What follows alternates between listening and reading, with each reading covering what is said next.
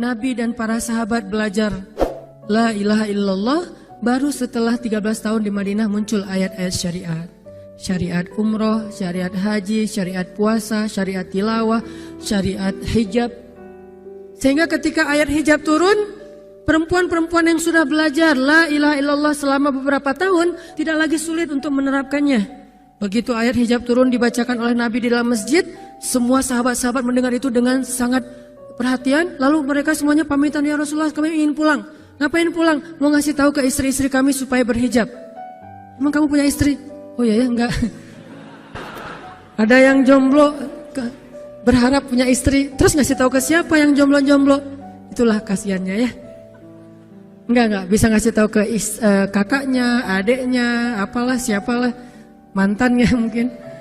Pulang ngasih tahu ke istri-istri mereka, saudari-saudari mereka, putri-putri mereka, dan perempuan yang mendengar ayat ini dibacakan langsung menutup kepala mereka dengan benda apapun yang ada di tangannya, mau jemuran, mau baskom, mau apa, pokoknya pegang apa, tutup langsung. Hijab. Kenapa? Ini perintah Allah. Gak mungkin Allah memerintahkan kita sesuatu kecuali ada kebaikan di dalamnya. Itu aja pertimbangannya, la ilaha illallah. Bukan kenapa? Kan lebih nyaman gak pakai hijab, kan ini, kan itu. Enggak, satu aja alasannya. Alasan la ilaha illallah. Kalau ini perintah Allah, sami'na wa ata'na. Itu dampak dari la ilaha illallah. Dikasih perintah sesulit apapun, termasuk Zainab dengan Zaid bin Harisah. Pernah kan baca kisah Zainab di surat Al-Ahzab? Mungkin kapan-kapan kita bahas itu. Efek dari la ilaha illallah. Tiba-tiba Nabi datang kepada Zainab. Sebetulnya Zainab ini ada hati kepada Nabi Muhammad. Siapa sih yang gak punya hati untuk Rasulullah ya? Semua cewek juga pasti mengidam-idamkan pengen jadi istri Nabi. Karena otomatis istri Nabi itu adalah dijamin surga. Siapa yang gak pengen jadi istri Nabi? Di surga nanti punya rumah, satu rumah dengan Nabi. Kan keren banget. Kita bisa jadi tetangga Nabi aja di surga udah keren banget. Apalagi serumah dengan Nabi. Semua cewek juga pengen jadi istri Nabi, termasuk Zainab. Dan itu hal yang wajar. Pas Nabi datang ke rumah Zainab, Zainab udah kegeeran.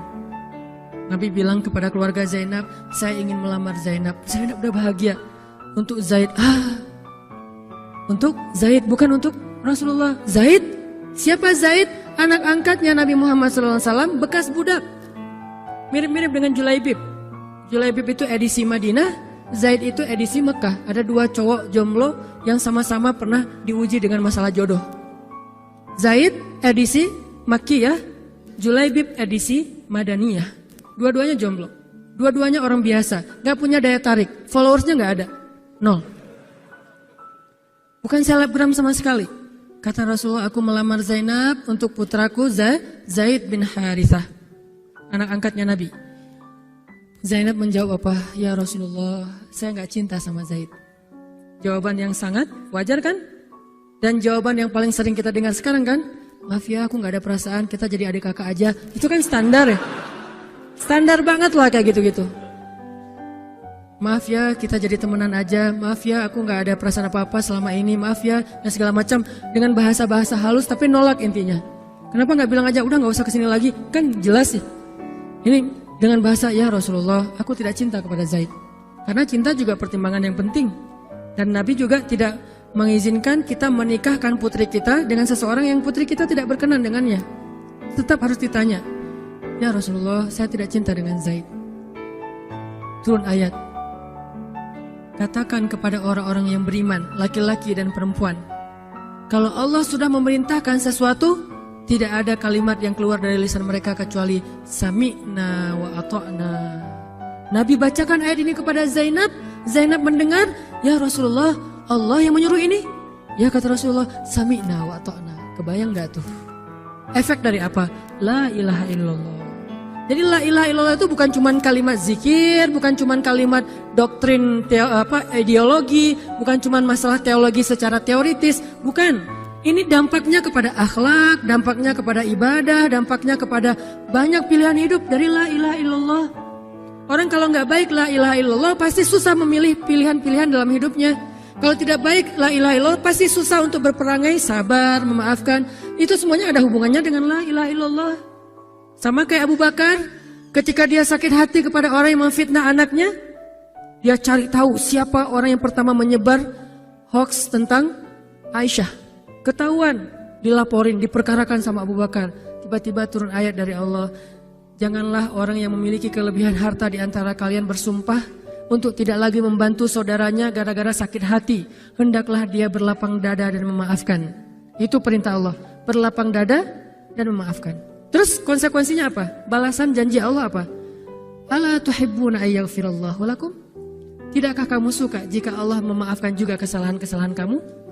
Jadi deal-dealannya dengan Allah, bukan dengan makhluk. Enak aja saya maafin dia, untung di dia, rugi di saya. Enggak. Kalau kita transaksinya dengan makhluk, kita rugi. Tapi kalau kita transaksinya dengan Allah, kita untung. Libatkan Allah dalam urusan kita. Dan ini gak mungkin kita lakukan kalau gak baik. La ilaha illallahnya. Allah nawarin kepada Abu Bakar, ala tuhibbuna ayyaghfirallahu lakum? Tadinya Abu Bakar kesel banget sama tuh cowok. Terus turun ayat ini, wal ya'fu wal yasfahu. Hendaklah dia memaafkan dan berlapang dada. Abu Bakar berat. Tiba-tiba Allah katakan, ala tuhibbuna ayyaghfirallahu lakum?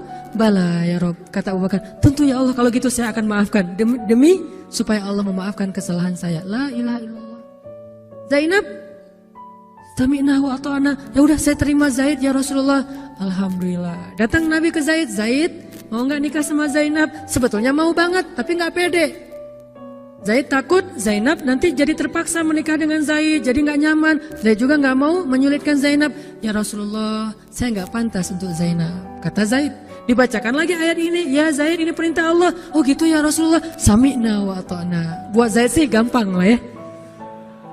Udah ada legalisasi ini dari Allah. Kalau gitu, ini bukan saya ya Rasulullah yang mau ya. Allah kan yang nyuruh. Nah, saya mah nggak mau maksa gitu ya. Tapi kalau Allah yang nyuruh, ya udah. Apalagi saya nggak punya pilihan dong gitu. Padahal Zainab, siapa sih yang gak mau cowok sama Zainab? Nikahlah Zainab dengan Zaid. Dan yang menjadi semacam khutbah nikahnya adalah Rasulullah SAW. Kebayang gak Zainab tuh punya hati ke Rasul, tapi Rasul yang mengkhutbahi nikah Zainab dengan orang yang Zainab gak cintai. Kebayang gak perasaan Zainab tuh? Ketika akad nikah, Nabi jadi saksi. Saya terima, kata Zaid, nikahnya Zainab binti Jahsy dan segala macam. Zainab, kebayang gak ada Nabi di situ? Lalu setelah selesai akad nikah ditanya kepada Nabi, sah ya Rasulullah? Sah. Dan Nabi juga gak mau mempersulit. Gak sah. Kenapa? Harusnya sama saya. Enggak. Nabi orangnya fair.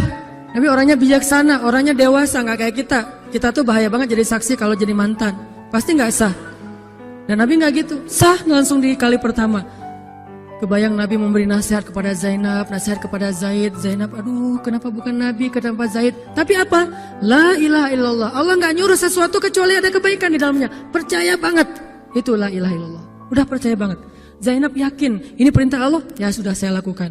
Walaupun bukan dengan Nabi. Padahal saya pengennya dengan Nabi. Kebayang gak sih pengen sama seseorang yang kita cintai banget, malah orang itu yang menjodohkan kita dengan orang yang kita gak pernah kebayangin.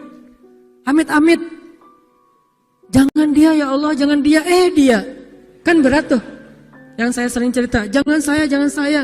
Pokoknya jangan Hanan. Hanan. Kenapa kok begitu? Karena dia bilang jangan saya bilang yang dia ya Allah. Akhirnya kita adu-aduan doa. Ya Ustadz, masa dilawan ya? Doanya lebih panjang, lebih sujudnya apa segala macam. Akhirnya jadi. Gak kebayang tuh buat Zainab. Kalau Zaid sih mungkin kebayang lah ya. Gimana happynya Zaid menikah dengan seorang cewek yang semua orang Mekah pengen nikahin dia. Tapi kalau Zainab, itu hari-hari yang sangat berat. Malam pertama gak kebayang buat Zainab. Zaid. Begitu Zaid datang, assalamualaikum Zainab. Gimana tuh? Ini kalau kita lihat dari angle manusia ya. Karena Zainab juga manusia. Tapi semua emosional subjektif manusia redam dengan iman la ilaha illallah. Harapannya cuma satu, pasti ada kebaikan di sini. Pasti ada kebaikan di sini. Walaupun gak kebayang kebaikannya apa, pokoknya ada aja. La ilaha illallah. Nikah Zainab sama Zaid. Cekcok selama 1 tahun, gak pernah akur. Pulang kerja rame, berangkat kerja rame, pagi rame, sore rame. Gak cocok aja tuh Zainab sama Zaid.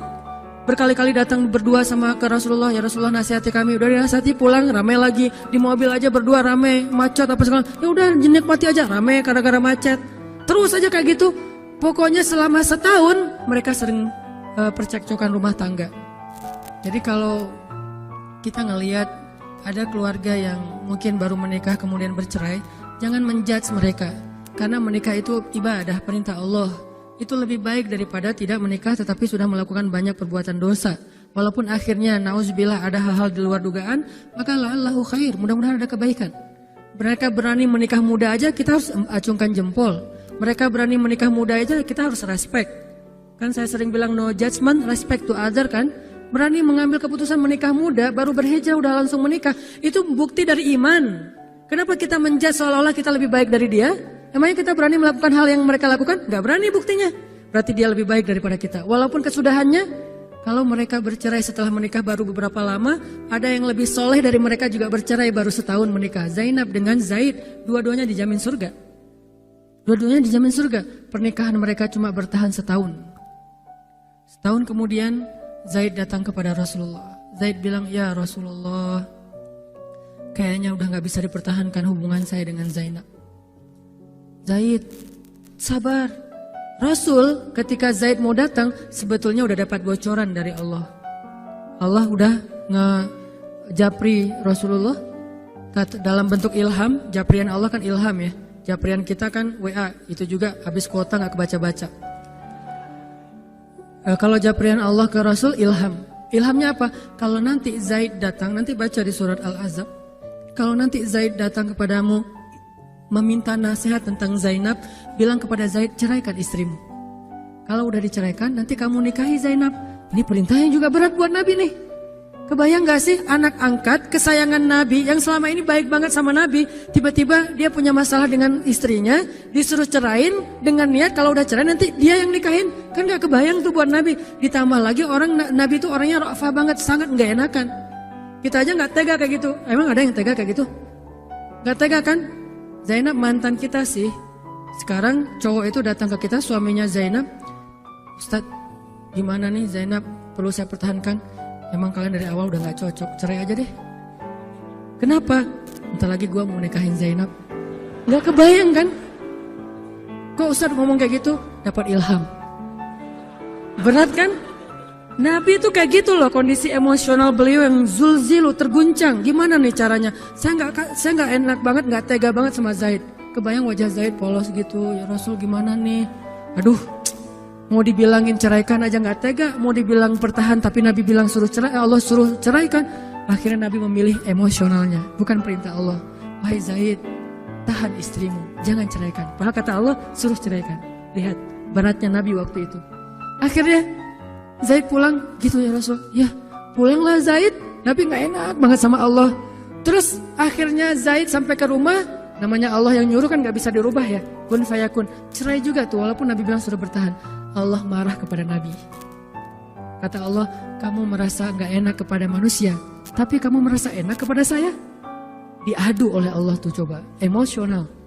Nabi langsung sujud, ya Allah ampuni saya benar-benar, saya tahu saya gak enak sama Allah, tapi juga saya gak tega sama Zaid. Kebayang gak sih ya Allah wajah Zaid yang polos kayak gitu, disuruh cerain terus saya nikahin istrinya. Gimana perasaan Zaid? Wahai Muhammad, kamu merasa gak enak kepada manusia tapi enak kepada saya Muhammad. Astagfirullah ya Allah, minta ampun Nabi semalaman. Ini benar-benar gak kebayang sama Nabi. Tapi Allah pengertian lah, tahu Allah Nabi itu bukan mau gak taat sama Allah, cuma emang gak tega banget sama Zaid. Akhirnya Allah ngambil keputusan sendiri, Zaid cerai dengan Zainab. Setelah selesai masa iddah Zainab, Allah katakan, Muhammad sekarang datang kepada Zainab, lamar Zainab. Dengan berat hati Nabi tok pelan gitu, berharap gak dibukain pintu. Langsung udah ditunggu ternyata sama Zainab. Eng gitu, bukain pintu. Pas Nabi datang, Assalamualaikum, Waalaikumsalam gitu. Zainab udah punya firasat. Nabi mengatakan, Zainab, ada perintah dari Allah. Apa ya Rasulullah? Sami'na wa ata'na. Belum juga dikasih tahu. Sami'na. Allah menyuruh saya untuk melamar kamu Zainab. Untuk siapa ya Rasulullah? Curiga kan? Jangan-jangan orang lain lagi nih. Untuk siapa ya Rasulullah? Untuk saya. Masya Allah gitu. Cuman Zainab kan gengsi gitu lah. Masa cewek harus teriak-teriak gitu kan ya? Oh gitu. Padahal masuk ke dalam kamar. Wah gitu ya. Gigit jari apa, gaya-gaya cewek lah ya. Oh gitu, ntar ya saya pikir-pikir dulu sih. Saya istiqoroh dulu, Nabi diistiqorohin. Udah diterima, sami'na wa ata'na. Dan inilah khair, kebaikan yang diharapkan oleh Zainab. walaupun gak pernah terbayang, gak mungkin dong Zainab berpikir akan cerai setelah setahun kan. Tapi dia hanya yakin Allah tuh gak mungkin nyuruh sesuatu yang gak ada kebaikannya buat kita. Gak mungkin, mustahil. Karena Allah gak pernah zalim kepada hambanya. Kenapa Allah kok muter-muter dulu kayak gitu? Allah pengen lihat Zainab itu menikahi Muhammad karena Allah atau karena dirinya sendiri. Kalau karena Allah, coba yang selain Muhammad berani nggak? Ternyata berani. Karena itu dia menjadi layak untuk Muhammad. Kalau dia nggak menerima Zaid, mungkin Zainab tidak akan pernah jadi istri Nabi karena tidak layak. La'allahu khair. Ini buah dari la ilaha illallah. Begitu juga yang masih culun-culun, yang mungkin badannya belum kebentuk, yang jerawatan misalnya kayak gitu, tiba-tiba memimpin pasukan militer yang jumlahnya ribuan, yang barisan pertamanya kibarus sahabah, sahabat-sahabat senior, as-sabiqun al-awwalun minal muhajirin wal ansar. Termasuk siapa di dalamnya? Abu Bakar dan Umar. Kebayang gak tuh? Memimpin pasukan yang di belakangnya itu Abu Bakar dan Umar. Maju! Abu Bakar dan Umar. Ya, maju. Usama. Kebayang Usama yang nyuruh. Abu Bakar. Segaya. Umar maju. Zaid, anaknya Zaid. Tapi tidak ada yang bisa membantah. Kenapa? Itu wasiat Nabi sebelum wafat. Aku perintahkan kalian untuk dipimpin oleh Usamah bin Zaid. Karena dia adalah anak muda yang luar biasa. Itu hadiah Allah untuk Zaid. Karena dulu mau menikahi Zainab walaupun hatinya sebetulnya tidak mau. La'allahu khair, la ilaha illallah. Masing-masing dikasih kebaikan dengan cara-cara yang berbeda.